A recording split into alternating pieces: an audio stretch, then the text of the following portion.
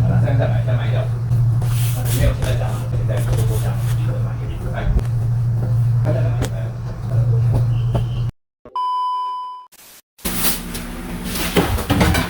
Nah, kelakuane, nyengir tau nyengir, loro, wis ngerti licin, ayo ora hati-hati. Yang ngono nyahingih tau kowe, golek sego sak lauan direwangin ibu nangi. Makane hati-hati nek kerja iku diperhatekno tenanan. Oke, wis cukup ya. Tak pembukaan dulu. Assalamualaikum warahmatullahi wabarakatuh. Jumpa kembali di video aku. Kali ini aku mulai dari bersih-bersih dapur. Ini gara-gara tadi pagi itu basah semua ya, banjir besti karena selang saluran air dari tempat cucian itu kan di bawah ada selang. Nah, selangnya itu tuh rembes atau gimana sih aku juga kurang tahu, tapi memang itu udah dari dulu ya, itu penyakitnya juga. Udah dibenerin kayak apa itu nggak sembuh karena apa, harusnya itu dibongkar diganti baru, tapi mana mungkin lah ya. Kayaknya kalau dibongkar juga malah ganggu aktivitasku, terus juga harus pokoknya repot lah, malah ngerepoti aku. Meski aku harus setiap pagi ngebersihin kayak gini ya, tapi nggak apa-apa wes, daripada dibongkar dapurnya sayang juga iya, terus nanti bakalnya juga berantakan lagi. Nantinya juga yang repot siapa? Pasti ya aku lagi. Terus juga ini sama nenek tuh nggak boleh dibongkar. Jadi ya sudah lah, mau nggak mau ya wes lah, ditelateni aja. Setiap pagi harus telaten karena malam dibersihin, nanti pagi itu pasti banjir kemana-mana. Dan kenapa harus dibersihin? Karena itu kan mubal kayak gitu loh, jadi air kotor yang dari selokan itu juga naik, terus juga ditambah sekarang itu kan lagi musim panas ya, banyak nyamuk besti. Pagi itu area sini pasti banyak jentik-jentik nyamuk kayak gitu loh. Jadi kalau pas masak, kalau aku nggak pakai celana panjang itu kakiku habis ya digigitin nyamuk kecil-kecil kayak gitulah, karena itu genangan air kan ya, jadi banyak jentik-jentik nyamuk. Jadi harus dibersihin dan dikeringin. Kalau nggak gitu bau juga iya sih. Jadi kalau nggak dibersihin kayak gini ya pastinya ya bau, terus banyak nyamuk karena jintik-jintik nyamuk kan suka di situ ya. Yang suka itu nyamuknya, terus nanti bertelur di situ. Jadilah bintik-bintik nyamuk, bintik-bintik kayak bintik-bintik apa sih yang jengkit-jengkit kayak gitu loh, terus nanti kan jadinya nyamuk. Jadi setiap hari harus tak bersihin kayak gini, harus dilap kering juga, karena kalau nggak dilap kering ya percuma juga dibersihin ya. Soalnya kalau kering kayak gini aman besti, nggak akan ada nyamuk. Ya mending aku repot sedikit kayak ginilah daripada dibongkar dapurnya. Kayak iya bener, sak repotan ya, tapi kayak apa ya, sayang juga gitu loh. Apa sih maksudnya, rumahnya nenek ini kan ya udah rumah tua kayak gitu loh, terus mau dibongkar kan nanti jadi ya kayak repot juga lah. Terus juga nenek nggak rela karena ini kan juga rumah hasil dari dulu zaman mudanya nenek usaha sama akong kayak gitu ya. Jadi kayak nenek gak suka kalau dibongkar-bongkar. Ya wis lah, tak telateni aja, setiap pagi harus dibersihin kayak gini. Sebenarnya sih bukan dapurnya yang sayang ya, tapi banyak kenangannya di sini besti. Jadi Simba itu kalau habis dari kamar mandi langsung lihat dapur, kayak rasanya ya pasti beda lah ya kalau melihat dapurnya yang dulu hasil usaha sendiri sama kalau diubah dengan desain yang baru, pastinya ya rasanya pasti beda. Jadi ya wis lah, tiap pagi tak telatenane kayak gini. Sebenarnya kalau mau udah dari dulu mau dibongkar sama Pak Bos besti, tapi sama Simbah itu nggak diizinin, jadi ya nggak berani sembarangan bongkar kayak gitu. Sebenarnya ini udah banyak barang yang usang ya, kayak Cuyu Yenji atau mesin penyedot asapnya itu juga sudah nggak berfungsi 100%, karena itu nyedotnya asap itu udah nggak maksimal gitu loh. Jadi meskipun sudah dinyalakan, sudah dihidupin, tapi tetap aja dalam rumah atau di area dapur itu tetap kemabluk kayak gitu lah. Terus kalau kita masak itu tetap baunya itu tetap kemana-mana, nggak bisa kesedot sama mesin penyedot asapnya itu. Itu juga alasan kenapa aku sekarang jarang masak pedes-pedes atau bikin sambal, karena ya itu besti, ini mesin penyedot asapnya Simbah itu tidak berfungsi 100%. Jadi kalau aku masak pedes-pedes itu pastinya kan baunya kemana-mana ya, mobile kayak gitulah. Aku nggak berani besti, aku nggak senekat itu. Apalagi hidungnya orang sini tuh kan sensitif banget ya, bau-bau sama yang pedes-pedes kayak gitu tuh, waduh langsung bisa alergi. Orang tua seperti Simbah ya seusia Simbah kayak gitulah. Pasti beliau itu setiap punya barang itu dimimi kayak gitu loh, dieman-eman, nggak kayak kita.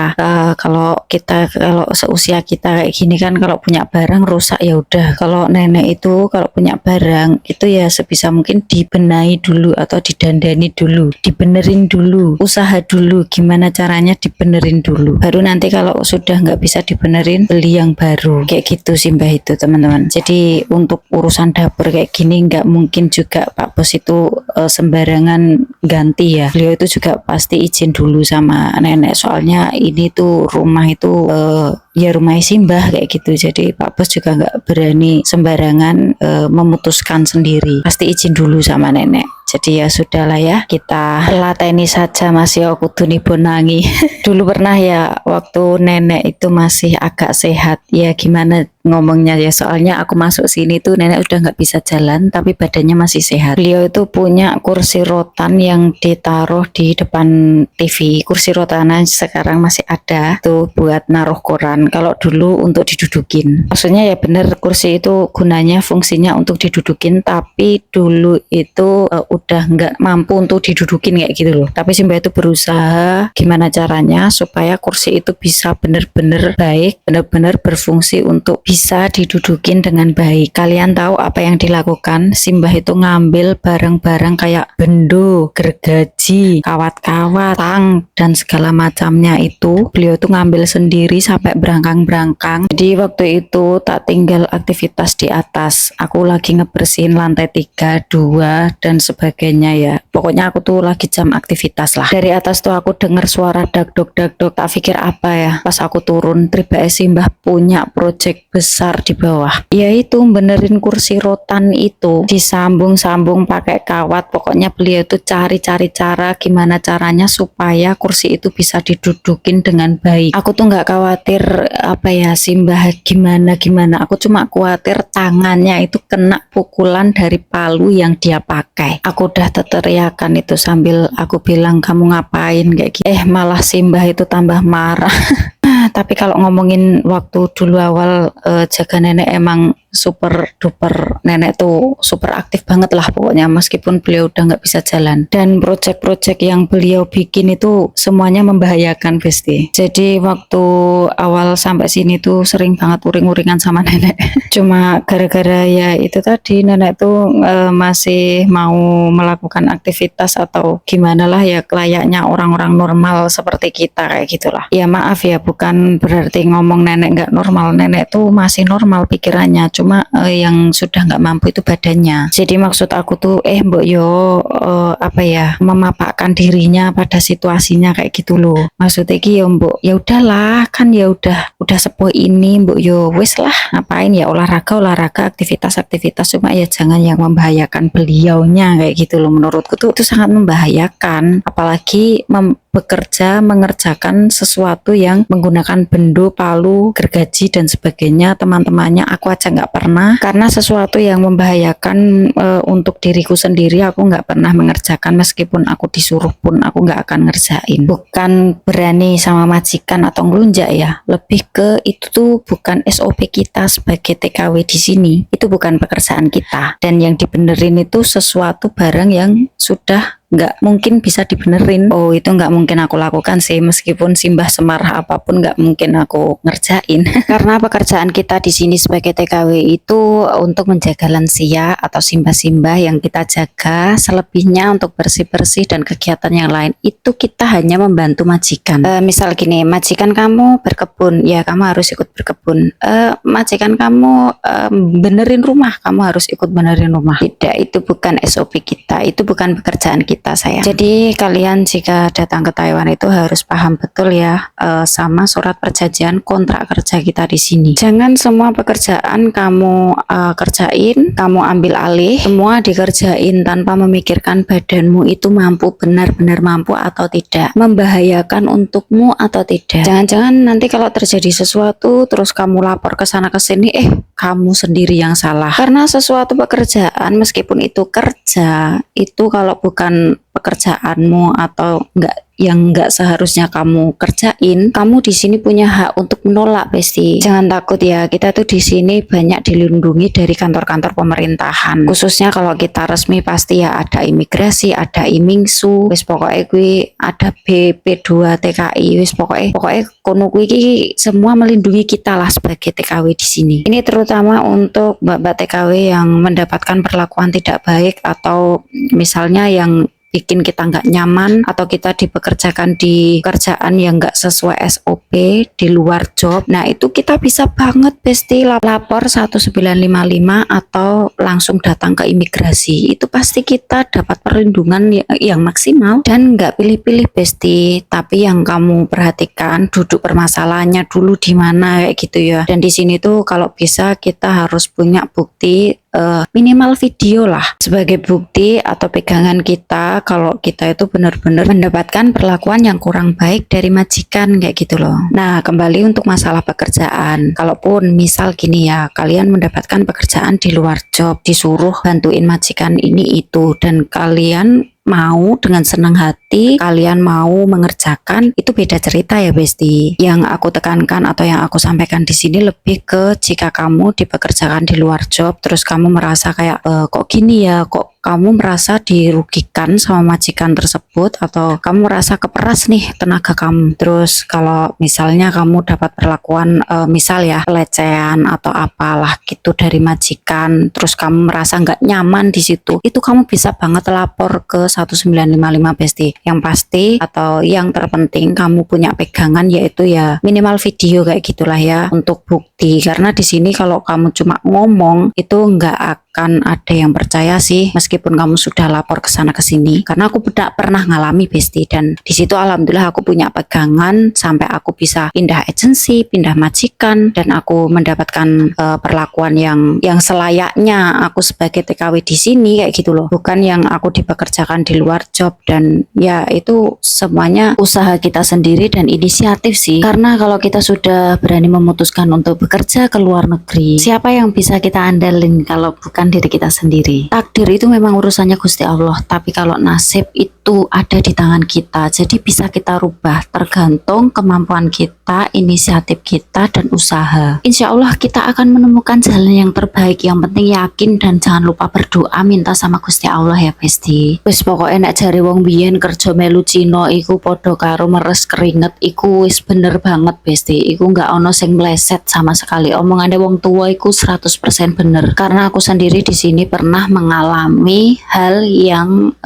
nggak enak lah pokoknya. Istilah nggak enak itu kayak kalau kita nggak usaha sendiri, kita itu pasti nanti dibalikin ke Indonesia. Udah sampai di situ Besti. Jadi aku di situ udah pokoknya wis modalin nekat, apalagi kita itu di luar negeri sini itu beda bahasa, beda budaya, tapi dituntut nekat harus bisa memperjuangkan nasib. Malu dong kita itu udah berjuang pergi ke luar negeri, terus pulang cuma bawa nasib buruk, nggak bawa uang, pasti ya malu lah sama keluarga, tetangga, wis pokoknya malu kabeh lah sama orang-orang rumah ya kan. Jadi ya itu tadi kita dituntut untuk bisa inisiatif memperjuangkan nasib udah ada di tangan kita. Nah, gimana caranya supaya nasib kita itu nggak di bawah terus kayak gitu loh. Kita harus fight, kita harus berjuang sendiri untuk menyelamatkan nasib kita di negara orang ini kayak gitu loh. Jadi ya mau nggak mau kita dituntut usaha untuk bisa berjuang. Akhirnya alhamdulillah ya melewati dengan bukti video yang ada yang sudah aku pegang. Alhamdulillah aku di situ bisa memperjuangkan nasibku Besti sampai bisa ketemu sama agensiku yang sekarang, bisa ketemu sama majikan sekarang, nenek terutama ya, bisa merubah nasibku yang dulunya aku waktu awal datang ke Taiwan itu ya Allah udah nggak bisa diceritain lagi lah. Aku bingung mau cerita dari mana soalnya emang bertubi-tubi banget sampai sekarang alhamdulillah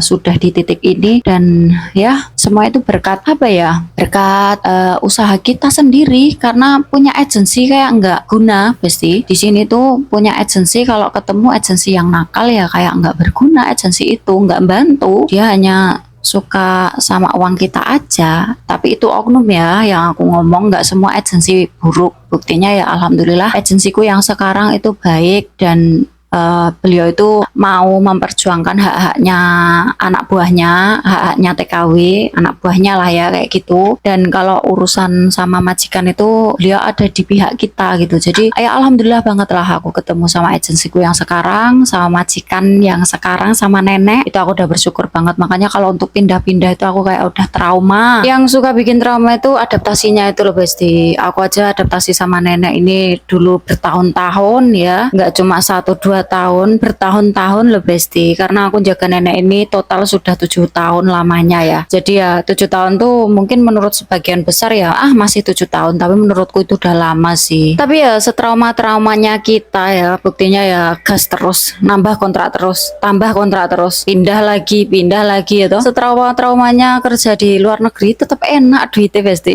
Tapi kalau ingat perjuangannya ya memang luar biasa sih. Makanya kenapa kita disebut pahlawan devisa, karena ya memang itu Besti, kita itu perjuangannya di sini keras banget. Menurutku ya nggak cuma di Taiwan saja sih, di mana tempat kalau kamu sudah memutuskan untuk bekerja ke luar negeri ya pasti bergelutnya sama nasib, sama kerasnya hidup di negara orang itu seperti apa, pasti ya sudah berkecimpung lah, harus sudah siap menerima, menghadapi apapun yang akan dihadapi di depan mata seperti itu. Terutama kalau amit-amit dilalah nasib kita kurang baik di negara tersebut, ya lah, itu pengorbanan dan nasib yang harus kita taruhkan. Karena kita di negara orang kayak gini benar-benar mempertaruhkan nasib, nyawa, bahkan memang sekeras itu hidup di luar negeri Besti. Jadi ya bismillah ya, aku berdoa semoga teman-teman yang ada di perantauan semuanya sukses, kerja yang baik, selamat, dan bisa pulang membawa rezeki yang berkah, barokah, sukses ya. Intinya bisa pulang membawa kebahagiaan untuk keluarga tercinta yang ada di rumah, terutama untuk orang tua ya. Bekteno karo wong tua, insya Allah nasibmu baik. Wis intine ngono. Ya wis Besti, iki malah kerjaku tak sambi karo ceramah. Terima kasih ya.